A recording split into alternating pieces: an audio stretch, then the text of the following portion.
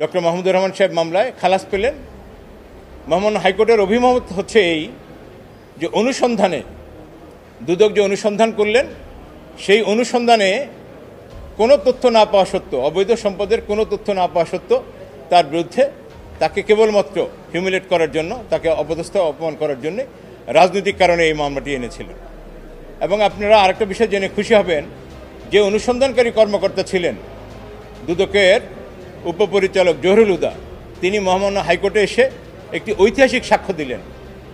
মহামান্য হাইকোর্টে এসে উনি সাক্ষ্য দিয়ে বললেন যে তিনি দীর্ঘ সময় ধরে এই বিষয়টি তাকে অ্যাসাইন করা হয়েছিল এবং উনি অনুসন্ধান করে জনাব মাহমুদুর রহমান সাহেবের বিরুদ্ধে অবৈধ সম্পদের কোনো ছিটে ফোটা অভিযোগ উনি পাননি।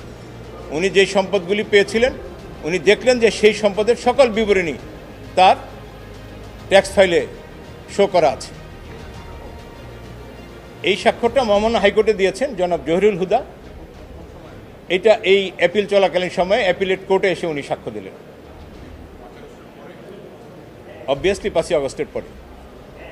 5ই আগস্টের পরে যে অনুসন্ধানকারী কর্মকর্তা দুদকের জহুরুল হুদা, তিনি মহামান্য হাইকোর্টে এসে সাক্ষ্য দিলেন এবং সাক্ষ্য দিয়ে বললেন যে ওনার তদন্তকালে, ওনার অনুসন্ধানকালে জনাব মাহমুদুর রহমান সাহেবের অবৈধ সম্পদের কোনো তথ্য উনি পাননি এবং এই কারণেই উনি ওনার অনুসন্ধান প্রতিবেদনে দুদককে বলেছিলেন যে যেহেতু কোনো অবৈধ সম্পদের, জ্ঞাত আয় বহির্ভূত কোনো সম্পদের উনি কোনো ইনফরমেশন পাননি, দুদক মনে করলে তাকে নোটিশ দিতে পারে, নাও দিতে পারে, এটা দুদকের এখতিয়ার।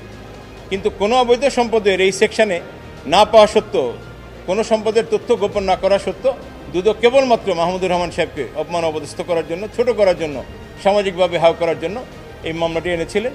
দীর্ঘ প্রক্রিয়া মহামান্য হাইকোর্ট আজকে উভয় পক্ষে শুনেছেন, দুদককে শুনেছেন, আমাদেরকে শুনেছেন। শুনে মহামান্য হাইকোর্ট আজকে মাহমুদুর রহমানকে এই অভিযোগ থেকে, এই দায় থেকে তাকে খালাস দিলেন, তাকে মুক্তি দিলেন।